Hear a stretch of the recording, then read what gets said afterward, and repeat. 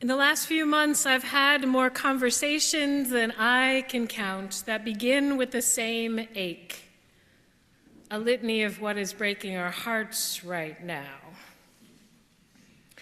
The horrors stream daily, the loss, the division, the cruelty, so much cruelty.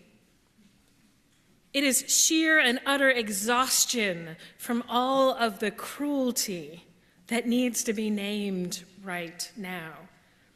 Even as something as simple as the image of the historic White House feels so tremendously heavy, emblematic of a deeper fracturing of who we are. I have come to believe that we are not only raging, I think we can name raging as a reasonable response, yes? We are not only raging, we are grieving. Grieving who we thought we were as a nation. Grieving our democratic ideals and our commitment to dignity of every person. Grieving the respect for institutions, for truth, for one another. What else are we grieving right now?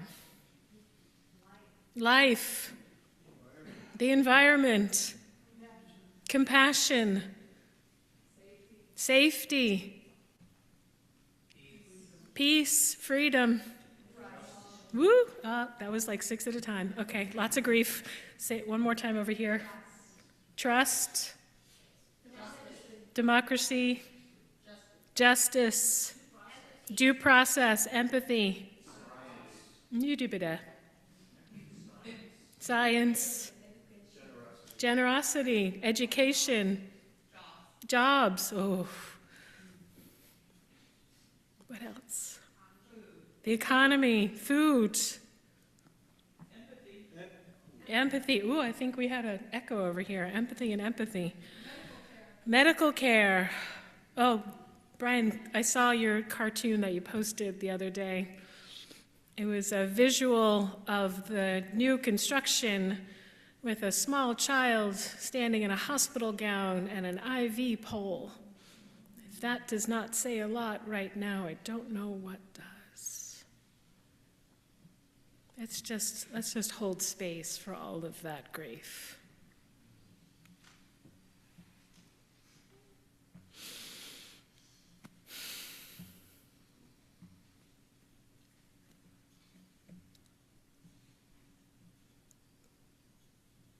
When there is grief on so many levels, the greater, the meta, the communal, the personal, the familial, the relational.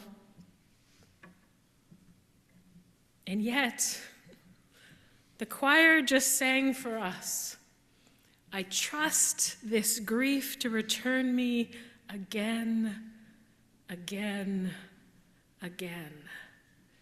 Can we pause in that? Josh is a delight to work with because I find songs and he's like, yes, we can do that. And it was that phrase, to trust grief, that caught my attention. There is something sacred in that phrase, an invitation to move from this wallowing, I know we want to wallow in that grief and that rage, to trusting it to bring forth something new. This morning, as we do each year for All Souls Sunday, our hands and our hearts, so many hearts, have built this beautiful altar of remembrance. Each item, each candle, each picture, each name, spoken or left unspoken, forming this vibrant mosaic of memory that is decades of lives lived.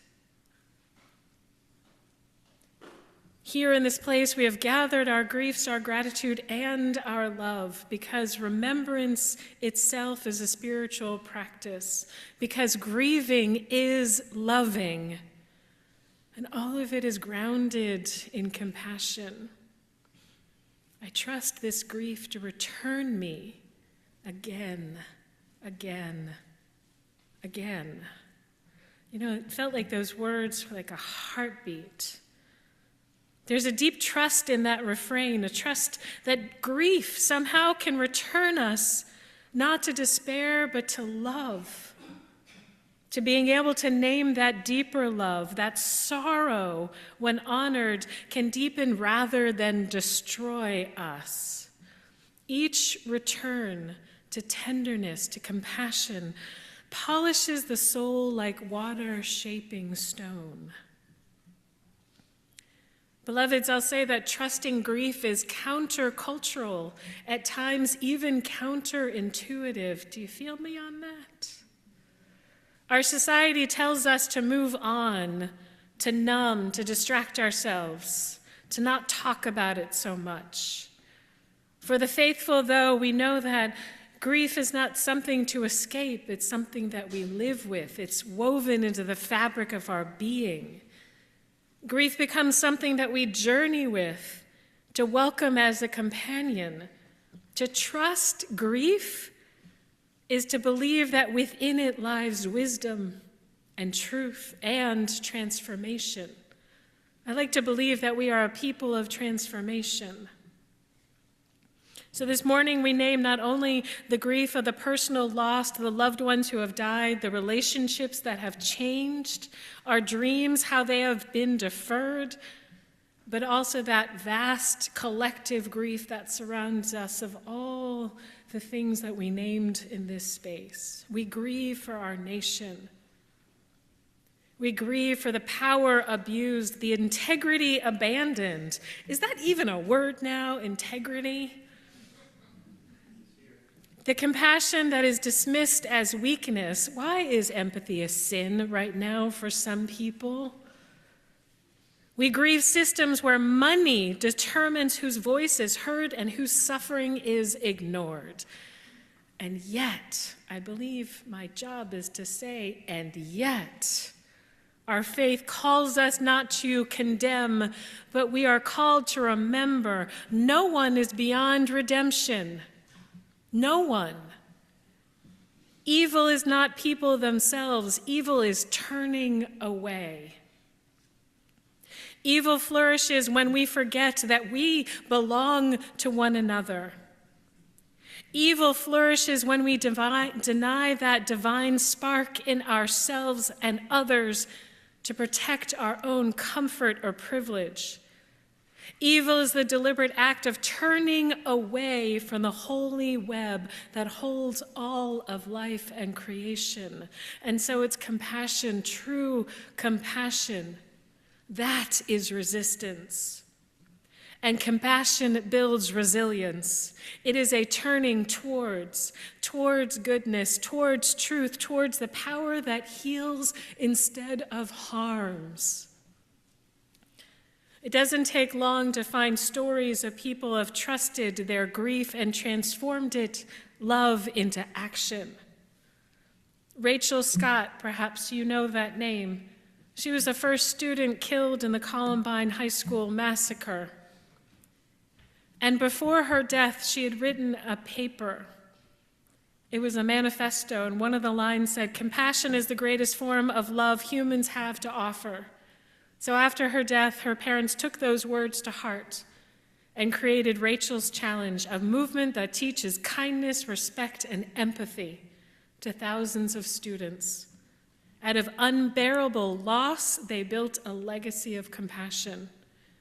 Or someone like Bonnie Carroll, whose husband died in a military plane crash, and from her grief, she founded TAPS. Has anyone heard of TAPS, the Tragedy Assistance Program for Survivors?